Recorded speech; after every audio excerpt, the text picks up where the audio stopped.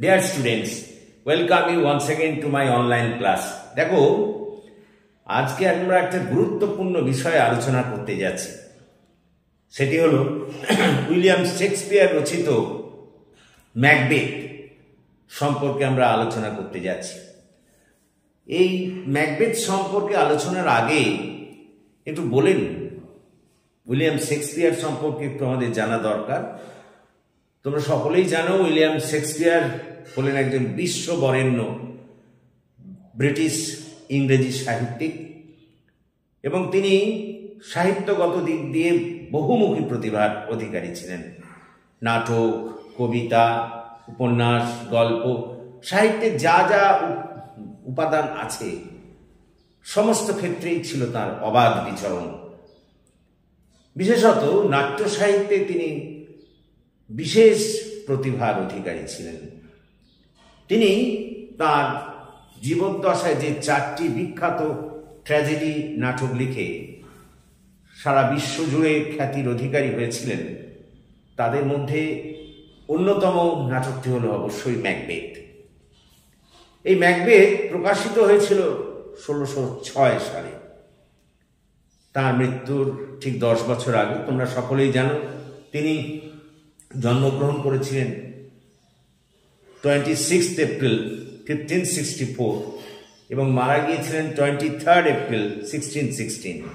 আর এই ম্যাকবেথ নাটকটি প্রকাশিত হয়েছিল 1606 মানে 1606 সালে। তো এই ম্যাকবেথ নাটকটি যে কাহিনী সেটিকেই আজকে আমরা বাংলায় বিশ্লেষণ করব, আলোচনা করব এবং এর সম্পর্কে যে সমস্ত প্রশ্ন হতে পারে তোমাদের সেগুলো আলোচনা করব। তো এইসব আমরা সরাসরি এই ম্যাকবেথ নাটকটার বাংলা আলোচনায় ঢুকে পড়ি। দেখো ম্যাকবেথ নাটকটা যদি আমরা বিশ্লেষণ করি তাহলে দেখা যাবে যে এই নাটকের মুখ্য চরিত্র হলো কিন্তু ম্যাকবেথ। এটি একটি ট্র্যাজেডি নাটক, বিখ্যাত ট্র্যাজেডি নাটক।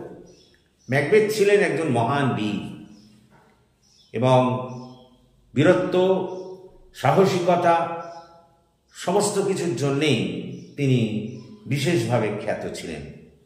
স্কটল্যান্ডের রাজা ডানকানের তিনি মুখ্য সেনাপতি ছিলেন। ডানকান তাকে পুত্র সম স্নেহ করতেন। ম্যাকবেথের সঙ্গে তার অবশ্য একটা আত্মীয়তার সম্পর্ক ছিল। তো আমরা এই নাটকে দেখি যে ম্যাকবেথ এবং ব্যাংকো এক যুদ্ধক্ষেত্র থেকে যখন ফিরছেন, সেই ফেরার সময়টা তাদের কিন্তু খুবই প্রাকৃতিক দুর্যোগপূর্ণ ছিল। প্রচণ্ড বৃষ্টি হচ্ছিল এবং ঘন ঘন বজ্রপাত, বিদ্যুৎ ঝলকানি চলছিল। ঠিক সেই সময়ে তারা একটা যুদ্ধ জয় করে ম্যাকবেথ এবং ব্যাংকো ফিরছিলেন। তো ফেরার পথে তারা অদ্ভুত দৃশ্য দেখতে পেলেন। দেখলেন 3টি অদ্ভুত ধরনের জীব। অদ্ভুত ধরনের জীব বলতে তাদের দেখতে নারীর মতো, কিন্তু মুশকিল হলো তাদের আবার গোঁফ দাড়ি আছে, অর্থাৎ তাদেরকে ঠিক মানুষ বলেও মনে হয় না।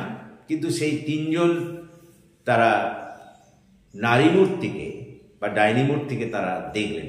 তারা তাদের পথ অবরোধ করল। তো এই প্রথম ডাইনিটি ম্যাকবেথকে গ্লেমিসের থেন বলে সম্ভাষণ করল। তো ম্যাকবেথ তাতে কিন্তু খুব হতচকিত হয়ে পড়লেন, কারণ সত্যি সত্যি তিনি গ্লেমিসের থেন, কিন্তু ওই ডাইনি কি করে জানলো সেটা তিনি বুঝতে পারছিলেন না। দ্বিতীয় ডাইনি তাকে কডরের থেন বলেও অভিহিত করলেন এবং তৃতীয় ডাইনি বলে দিলেন যে ভবিষ্যতে তিনি স্কটল্যান্ডের রাজা হবেন। এই 3জন ডাইনি 3টি ভবিষ্যৎবাণী করলেন ম্যাকবেথ সম্পর্কে। ম্যাকবেথের সঙ্গে ব্যাংকো ছিলেন। স্বাভাবিকভাবে ব্যাংকো তার ভবিষ্যৎ জানার জন্য উৎসুক হয়ে উঠলেন এবং ওই ডাইনিদের জিজ্ঞেস করলেন।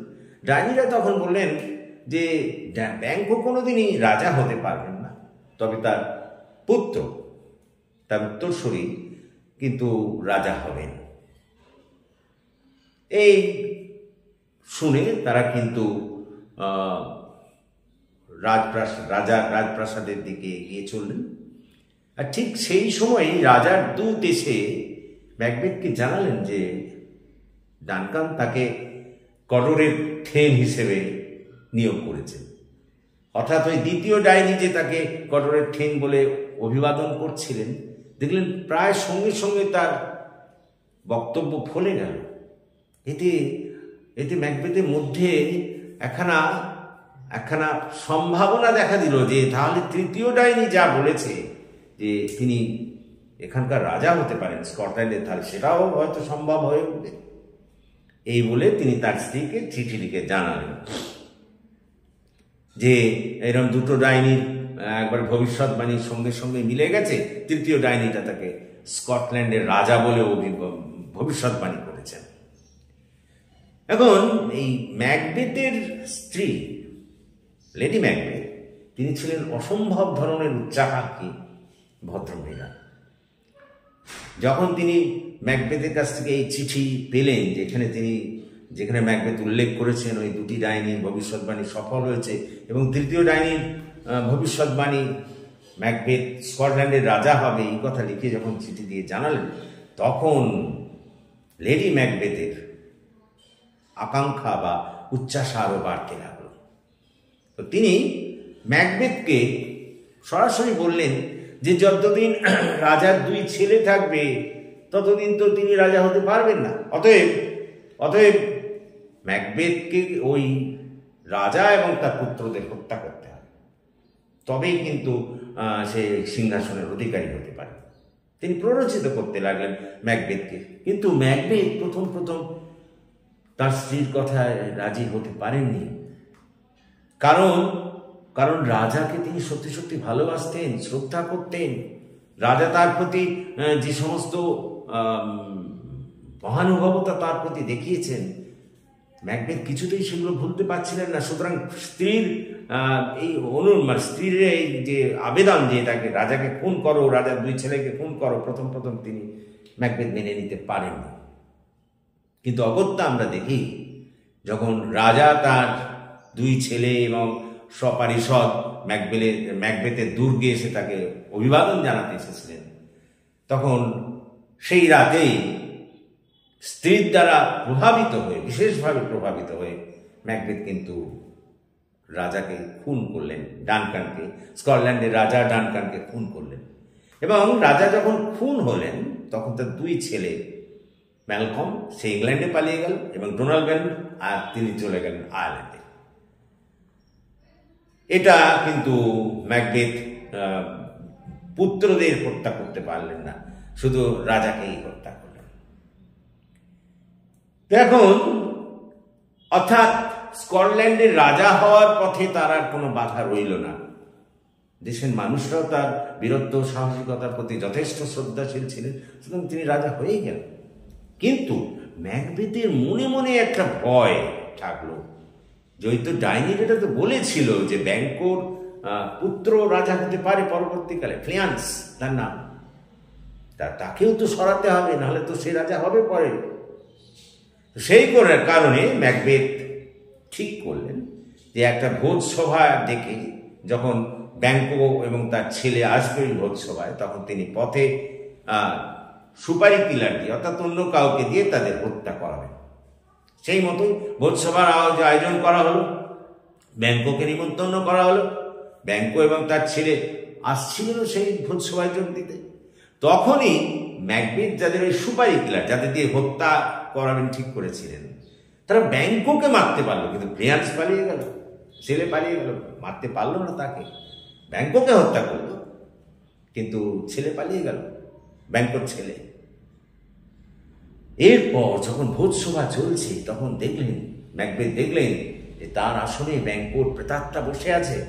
তখন তিনি ভীষণ ভয় পেয়ে গেলেন ম্যাকবেথ, এবং সত্যি কথা বলতে কি মানসিক ভারসাম্য হারিয়ে ফেললেন। তো যাই হোক, লেডি ম্যাকবেথ কোনোভাবে সে অবস্থা সামাল দিলেন।